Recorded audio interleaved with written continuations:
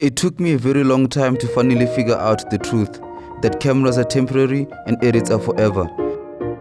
I was just like any other new filmmaker in the game who was heavily obsessed with the image quality. The fanciest cameras, tripods, gimbals, and all of the most expensive film equipment. All the content I was consuming back then leaned towards quality of the gear, and what this did to my brain was to persuade it to think that without famous high quality equipment, a good product was not possible. This was back then while I was still using a DSLR camera. For those who started with mirrorless cameras as their first camera, it is a camera that makes a loud noise when you press the shutter button. Fast forward a couple of years later, the passion started haunting me. I traded one of my kidneys for my first mirrorless camera. This was the very first time I learned about 4K resolution. My mind was blown. Then my heart started burning, and just like that, the new camera sparked a new passion to create again. I was then getting into the groove of things and my work started improving. The image quality was like something I've never seen before. I entered a period of non-stop creation until yet again the algorithm spoiled everything. I started seeing high-end produced videos and I started to compare, and immediately I saw a huge difference. My work looked subpar compared to the work I was seeing online from overseas creators. I started analyzing the equipment and researched the prices. And here I was again, sitting in the dark, contemplating on the difficult journey I have lying ahead. My confidence completely shattered because I had realized that I could never produce the kind of work that I had always dreamed of. That the price point of all the gear I needed created the distance between me and the promised land. Every day I was binge watching amazing content from amazing creators and falling deeper and deeper into the valley of the no gear syndrome. I wanted to give up until one day I saw something.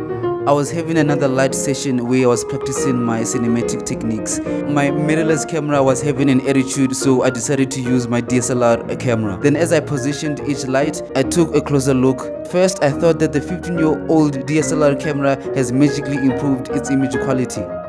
That's when I realized there's no such thing as no gear syndrome. All along it was called lack of knowledge syndrome, meaning it is not the gear that makes great work, it is how you use it.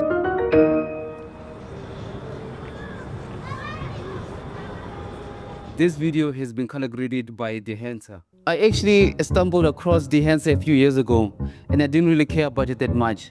So when they approached me and offered me a free subscription in exchange of a review, I was like, why not? Let me check it out.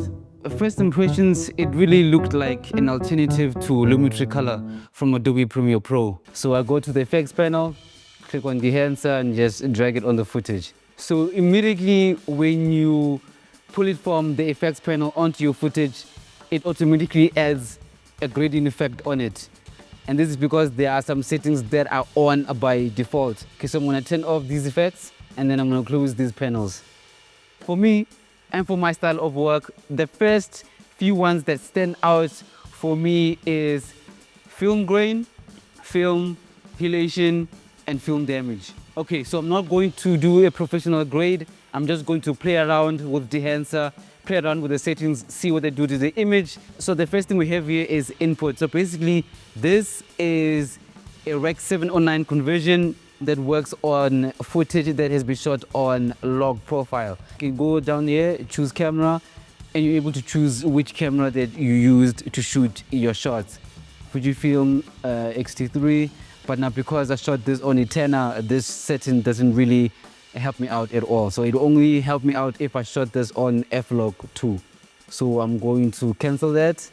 Then this film, I see that it is a pre-made LUTs that have been put in here that you can use, just drag and drop onto your footage. So I don't really see myself using it as much. I prefer to grade my footage from scratch. Then we have film developer. So contrast boost, I'm assuming that's increasing the contrast. Gamma correction, all right. Color separation, nothing's happening. Color boost, I guess it increases the saturation. Film compression.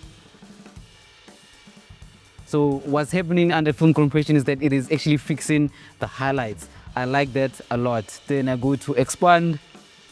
What is here? Black points. What is this? Oh, okay. Oh, it makes the shadows dark. All right, film grain. This is where things are getting very interesting. By default, we have 35mm, ISO 240. At first when I saw this, I'm like, I'm not used to seeing grains with an ISO number attached to it. So apparently there's different modes. So there is 35 ISO 50, 35 ISO 250, 500, and so forth. So I'm assuming that, and how cameras work is that the higher the ISO, the more grain your image has. Then there's halation. So as I enable, so if I go on 8mm Super 8, I mean, it's halation, it's very subtle. It's there, but it's not there. I'll leave that on. Then we go to film damage. 65. I guess it's the, all right, so on 8mm, it's very visible. So I guess I'll prefer using it on 8mm. And then overscan. Overscan. What is overscan? Oh, this is nice. Oh, this is dope. So this is like those vintage frames to make your footage look like it's from back in the days. This is nice. Ultra. This is cool. Widescreen. And then what is this? Need normal. I don't know what that is. Negative. Oh, that's dope. Exposure. Then zoom. Oh, you can actually make it smaller. All right. Oh. Then we have vignette. Enable, of course. And then I can increase the size, feather, all of that. No, all right, that's dope.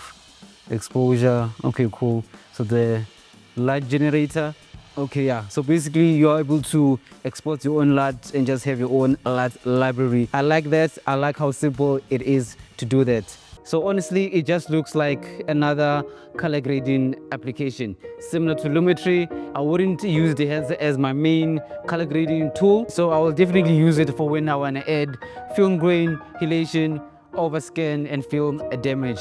Because for my type of work, I like adding textures. I think it'll come in handy for people who are using the free version of DaVinci because it doesn't have the film damages and the film grain and all of those things. But for now, I like the vignette, I love the film grain, I love the film damage, I love the overscan. The other parts, yeah, it's there, but yeah, Ave.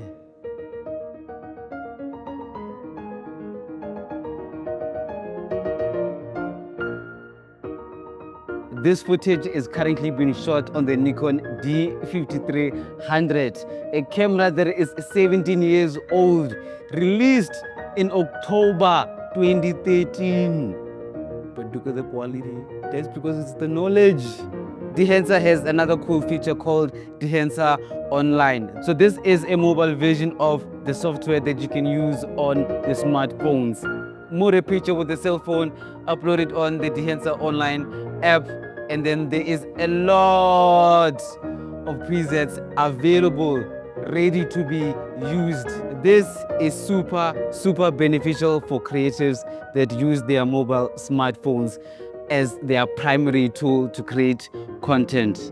So final verdict, Dehancer is not useless. I do see it being useful in certain scenarios, in different types of projects.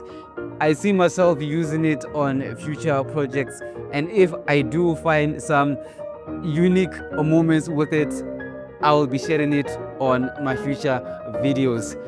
If this is something that you're interested in, if you feel like this is a tool that you can add onto your arsenal and create bombs, you can purchase Dehancer with a 10% discount using the promo code NOLALAND Dehancer. Ave.